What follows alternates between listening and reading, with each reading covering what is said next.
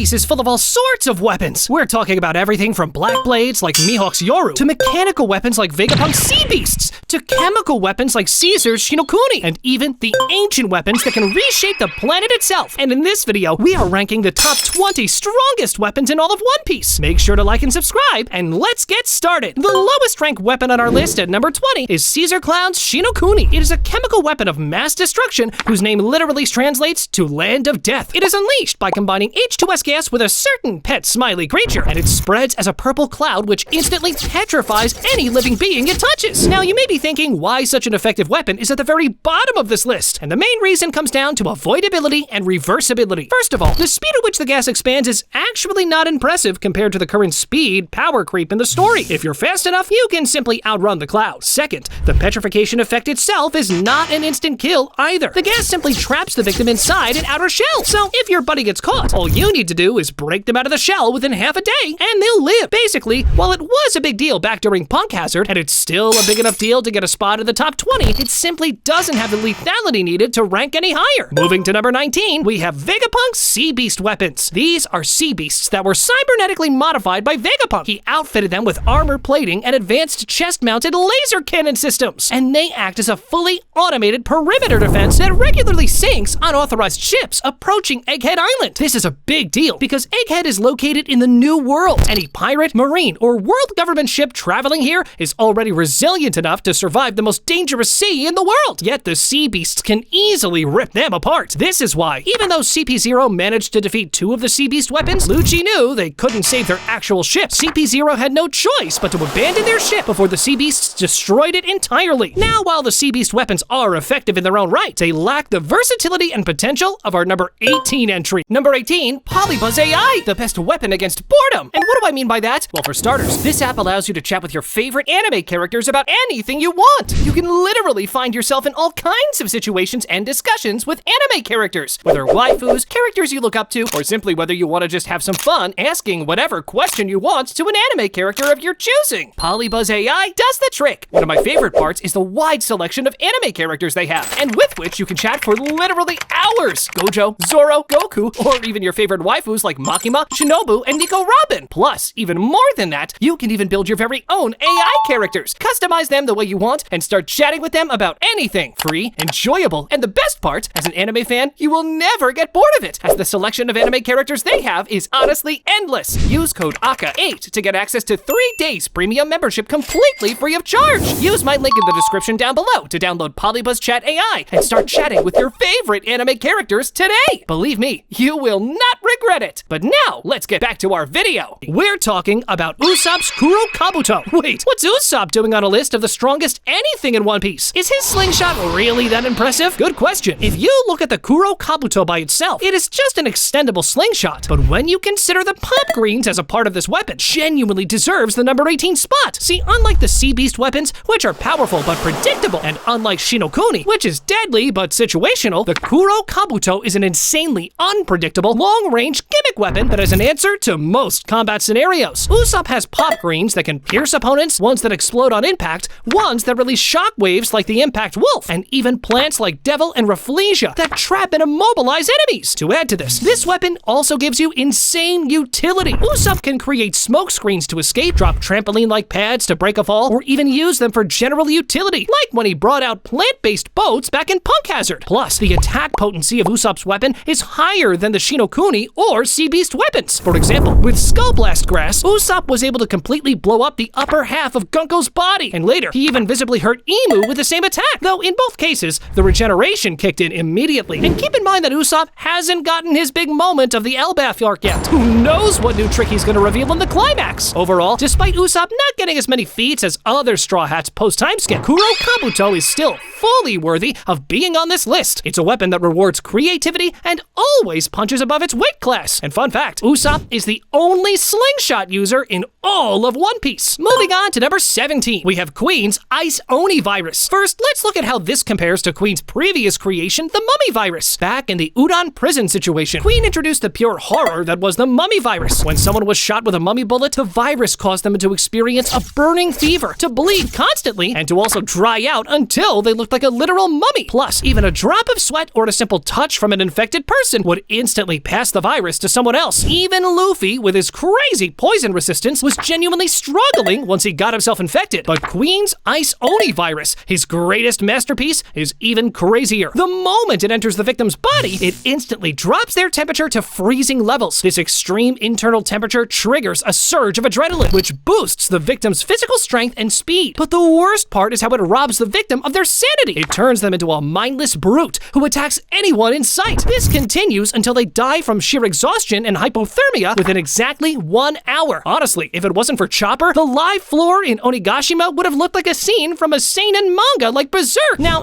as for why it isn't ranked any higher on our list, it's because law tier characters and above can potentially nullify the infection's effects with their haki. I mean, we've already seen Trafalgar Law counter Doc Q's sick fruit powers with haki. Just need to heat the internal organs back up with haki, and you're good. Moving on to number 16, we have the Pacifista. Unlike the sea beast weapons, which are effective but constrained to the sea, the Pacifista are perfect human weapons. They are cloned from Bartholomew Kuma's durable Buccaneer DNA, and they are programmed to fire replicas of Kizaru's laser beams from their mouths and palms. And we all know how strong an individual Pacifista is. Think back to the Samodi Archipelago before the time skip. It took the entire Straw Hat crew working together just to take down a single Pacifista, and even then, it was extreme diff. Also, the Pacifista have evolved since then. The latest variant is the Mark III model. This version comes equipped with the Bubble Shield ability that can deflect attacks. For example, in Egghead, we saw a model casually deflect a heavy artillery bazooka shot at point-blank range without taking a single scratch. Plus, these Pacifista were also able to defeat the Sea Beast weapons. Now, when you think about it, the Seraphim are also technically a variant of the Pacifista line, but we're not counting them as weapons in this video because their role and existence go far beyond the definition of a weapon. They are thinking, living beings with their own personalities that are designed to replace the 7 warlords. But since they're still living weapons, I want you to keep them in mind. Once you're done watching the video till the end, let us know in the comments where you would place the Seraphim in the list, especially S-Hawk. Where would you put Mihawk's Seraphim? Alright, up next at number 15 is the Iron Pirate General Frankie. It is a one-person weapon and vehicle that was designed and built by Frankie himself after he studied the many blueprints left behind by Vegapunk on Karakuri Island. It's a combination of 2 of Frankie's vehicles, the Kurosai FRU-4 motorcycle and the Brachio Tank 5, and Frankie can put it together whenever through a tracking and docking sequence between these 2 vehicles. He pilots it from inside a control room located in its chest, and this room is so airtight that Frankie was unaffected by Caesar's Shinokuni gas. Now, when it was introduced in Fishman Island, General Frankie did very little. I mean, for the most of his attacks, he'd come out of the cockpit to fire personally, which made Robin question whether he really needed the robot for the fight. But this was just a gag, because during the fight against Baby 5 and Buffalo, General Frankie brings out General Cannon, which is actually an unmanned version of Thousand Sunny's Gown Cannon, to blast both of them out of the sky. General Frankie is also resilient to damage, as we saw when Baby 5's explosive attacks were unable to do anything, even though she said that even a Pacifista couldn't handle her techniques. But overall, this is the highest we can put General Frankie for now, because a Tobi Roppo like Sasaki was able to significantly destroy General Frankie's components. Overall, Frankie is already getting power-ups in Elbaf, so we'll see him improve General Frankie as well, especially considering how he can get lit as hell, not to mention how there's the 3,000-year-old lab on Elbaf. But for now, this is the highest we're gonna put it. Next up at number 14 is Nami's current sorcery Climatact. It's gone through lots of iterations. First, there was the OG Climatact, which started off as a basic party trick staff Usopp built, but Nami was able to use her weather knowledge and intelligence to weaponize it. Then, it was upgraded to the perfect Climatact by using the impact and wind dials from Skypiea. It was further upgraded during the time skip to sorcery Climatact thanks to Etheria's weather science. And then in Zou, Usopp upgraded it once again to its grow-up form. He used pop greens to somehow make it extendable like Goku's Power Pole in Dragon Ball, so that Nami can adjust the length mid-battle, which naturally made her fighting style even more versatile. And then there's our current version, the Zeus form. This happened after Zeus, Big Mom's soul homie, permanently merged his consciousness into the Climatact. With Zeus inside, the weapon also became sentient. It can now lock onto targets to deliver unavoidable thunderbolts. And thanks to Zeus, Nami's attack potency is pretty overpowered too. She was able to absolutely toast Ulti back in Onigashima, and she also fried Road on Elbaf with a thunderbolt. Moving on to number 13, we have the Raid Suit. We're talking about Sanji's stealth black suit in particular. And what makes this worthy of number 13 is how it instantly granted top-tier buffs the moment Sanji wore it. First of all, it acted as a defense upgrade. It was completely bulletproof, fire-resistant, plus it came equipped with accelerator boots that let Sanji fly and jump crazy distances. But the craziest feature of Sanji's suit is its built-in stealth capability. The suit could project its background onto the user's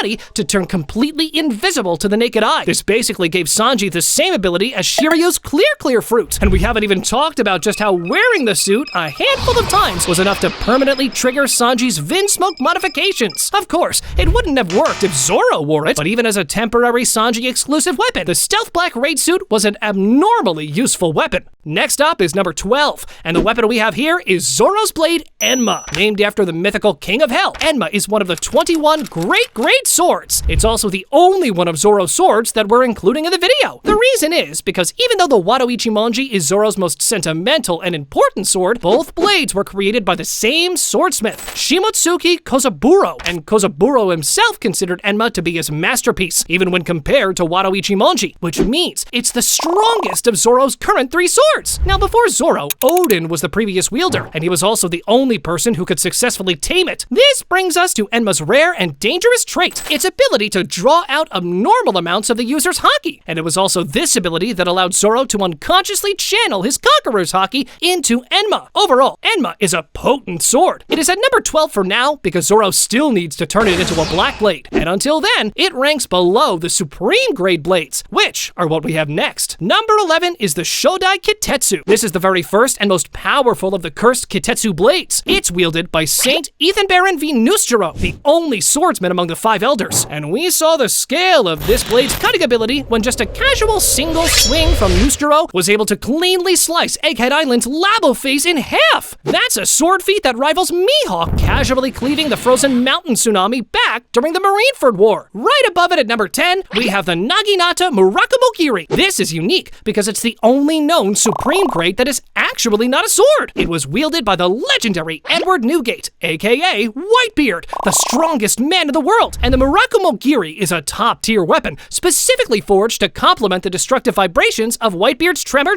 Fruit. And it has clashed with the strongest pirates since the Void Century without taking a single scratch. I mean, even 2 years after Whitebeard's death, the Murakumogiri is still in perfect condition, which makes sense. It is its extraordinary durability that allowed Whitebeard to channel the devil fruit powers of the strongest Paramecia through it. Then, at number 9, we have Ace. This was the personal weapon of the Pirate King himself, Gold D. Roger. And Roger had such a bond with this blade that he literally named his own son after it. Just goes to show you the blade's narrative weight and why it's above the Murakumogiri and Shodai Kitetsu. Overall, what makes these 3 weapons so valuable is that they're among the 12 supreme grade blades, but they're fundamentally still just traditional weapons. They rely on the physical strength and haki of their wielders, meaning they don't possess any built-in gimmicks. The opposite is true for our next entry. At number 8, we have Figarland Shamrock's weapon, Cerberus. Aside from Ragnir, this is the only other known case in the entire story of a weapon that hosts a mythical creature. It can transform into a literal Cerberus, a 3-headed hound. And while in this beast form, it can manifest extra swords out of its 3 mouths. What's even crazier is that it can detach its heads from its neck to hunt down a target. And honestly, at that point, you have to ask yourself if Shamrock is even a swordsman. Cerberus functions more like a Pokemon than a sword. And as for why it's above the standard supreme grade blades, well, while those other blades are tools, Cerberus is quite literally the crux of Shamrock's combat abilities, at least from what we've seen so far. Plus, it was able to bring someone like Loki to the point of near death. Now, while we're talking about this, let me just ask you an interesting question. Is Shanks' sword Griffin also capable of transforming into a mythical griffin beast? What do you think? And also, where would you put Shanks' sword in the ranking considering what we know so far? I'd say both Shanks and Shamrock's swords are also likely supreme grade blades that just haven't been confirmed yet. Because I mean, there's 12 of them and only 5 have been confirmed so far. If 2 of the other 7 don't belong to Shanks and Shamrock, then who do you think they belong to? Vista?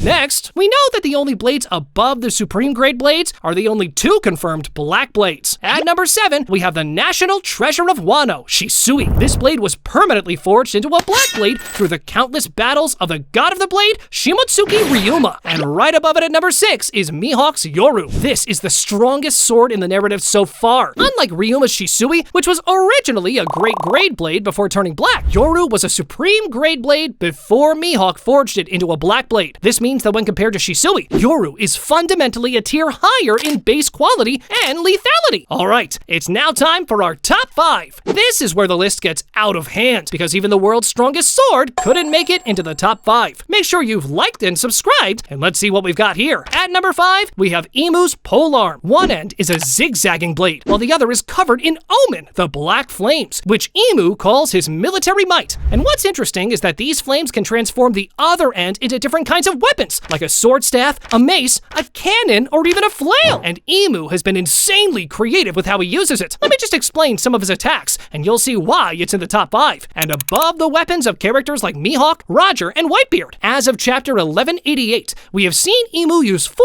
different types of attacks with his weapon. There's the Blade of Judgment, Nemesis, where he shape-shifted his weapon into an Omen blade, which ran through Loki. There's Blade of Wrath, Graham, where 2 long blades of flames are formed at either side of his weapon. He swings it in a circle to deflect Loki's lightning, which he had summoned from the clouds. There's Blade of Hatred, Stigma, where Imu sends small sentient balls of flames to attach themselves to the target, and as these balls function as target designators, Imu manifests and launches a ridiculously huge blade from his weapon that immediately reaches and impales the target. This is what he used to actually defeat Loki. And finally, the latest attack as of writing of the script, Blade of Wailing, Void. Imu wilts the surrounding forest and brutally stabs Gear 5 Luffy through the chest, just completely fodderizes Luffy and tells him that he's not Joy Boy because Joy Boy would never be this weak. Now, to be fair, the real strength of Imu's weapon comes from his Omen rather than the weapon itself, but that's the case with every other weapon, even with Usopp's Kuro Kabuto. His sniping ability does the heavy lifting there. Besides, no other traditional weapon has greater feats than Imu's polearm. It is the strongest non-sentient weapon wielded by any character we've seen so far in One Piece.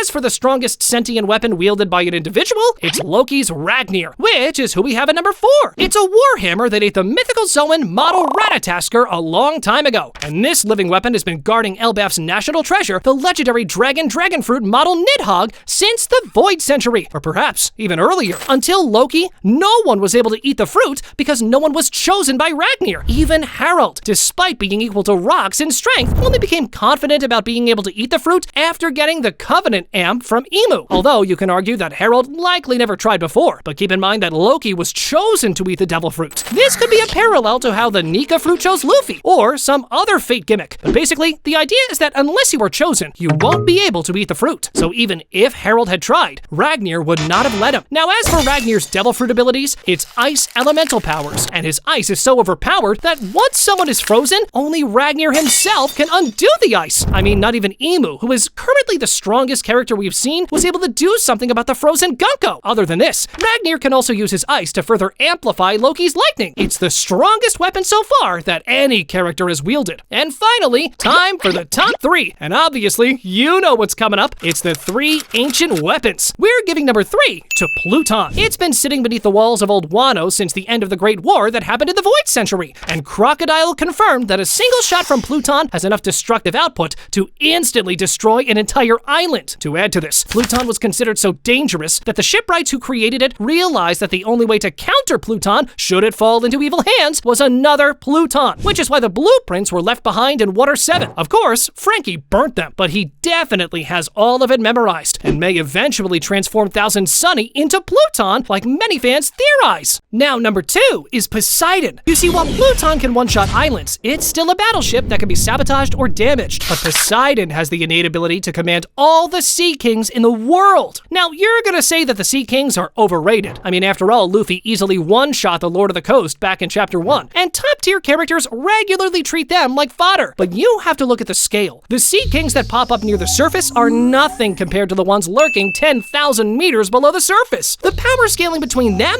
is obviously going to be different. Plus, we don't know how many of these top-tier ancient Sea Kings exist, specifically the ones who prophesized the birth of their king back during Goldie Rogers' era. And just imagine hundreds of thousands of these creatures working together. They could easily sink islands, which means they can replicate Pluton's attack potency. And who knows, if they're commanded in unison, they might actually have the physical power to pull the islands together and reconstruct the world how it was before the Void Century. So in short, Poseidon comfortably outclasses Pluton. And at number 1, finally, we have the strongest weapon in all of One Piece. It's Uranus. Uranus is also the most mysterious of the 3 ancient weapons. While we know Pluton is a battleship hidden under Wano and Poseidon is a living mermaid princess, we know almost nothing about Uranus. All we know is that back in chapter 1060, we saw an airborne ancient weapon fueled by Vegapunk's Mother Flame being used to completely erase the Lulusia Kingdom. And let me point out that the attack potency of this strike goes beyond island level destruction. I mean the attack left behind absolutely nothing. It quite literally created a void in the sea, which caused global sea levels to rise by a full meter. This is a multi-continental feat, and by far the single greatest display of raw attack potency we've ever seen in all of One Piece. Plus, this is likely the same weapon that was used to sink the world and raise the global sea levels by 200 meters during the Void Century. And unlike Pluton, which can be physically broken, or Poseidon, who is a vulnerable, living being that can be targeted,